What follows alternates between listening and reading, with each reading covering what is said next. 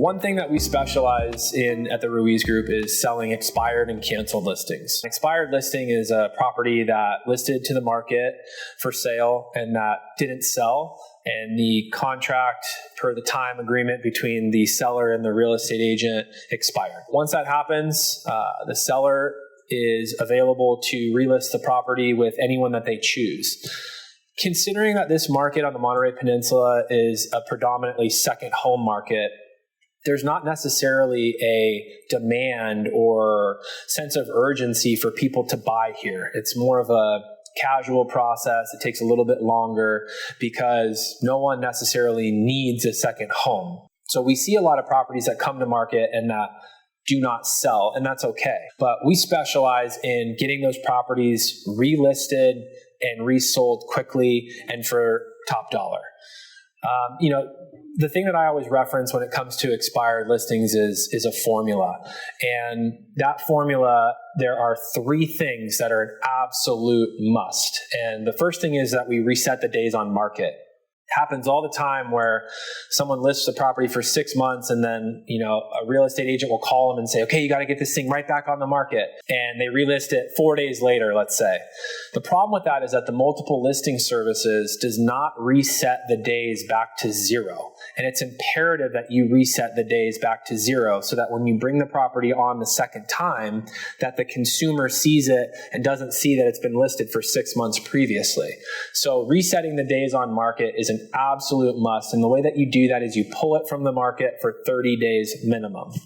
The second thing that we do is that you have to lower the price. It doesn't have to be a lot, but you have to show the market and the buyers that you're paying attention and that you're willing to be a real seller.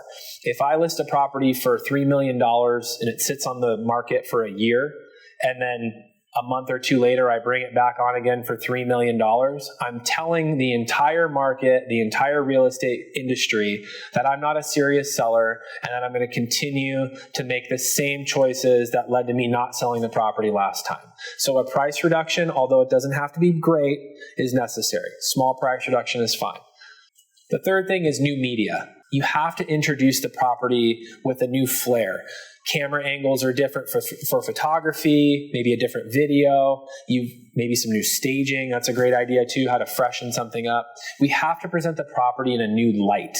If we bring it on with the same exact media at the same price, it's just going to be the same result at the end. It's a definition of Einstein that Einstein used all the time. People doing the same thing over and over and over again and expecting a different result is the definition of insanity. And that's what people who have expired listings do sometimes. They think they're going to get the same price. They think they can use the same photos. It's not the case. So remember, the 3 things that we do that are necessary, no matter whether you work with us or someone else: reset your days on the market back to 0, adjust your price, and bring new media, regardless.